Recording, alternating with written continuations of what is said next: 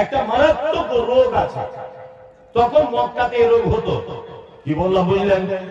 এই মক্কাতে সেই রোগ থেকে মুক্তি পাওয়ার কারণে আল্লাহ নবী সাল্লাল্লাহু আলাইহি ওয়াসাল্লাম কোন এক গোত্রের মানুষকে তাদের উটের পেচ্ছাপ পান করার কথা বলেছিলেন, আর ওই রোগটা শুধুমাত্র উটের পেচ্ছাপ পান করলেই ছাড়ে, অন্য কোনো ঔষধে ছাড়ে না।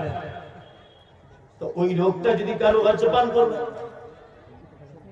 আমাদের মাঝে তো প্রশ্ন শেষ নেই, আছে না? তবে হ্যাঁ, হাদিসের ব্যাপারে আপনাকে সতর্কতা অবলম্বন করতে হবে যে হাদিসটা সহিহ হাদিস কিনা। আমাদের দেশের মাটিতে হাদিসের অভাব নেই। হাদিসের অভাব আছে? নাই। মেয়ে ছেলেদের এক রকমের হাদিস, পুরুষ মানুষের এক রকমের হাদিস, তারপরে তো হানাফি, শাফি, মালিকি, হাম্বলি, দেওবন্দি, জামাত ইসলামী, চিশতি, আজমিরি, খারাই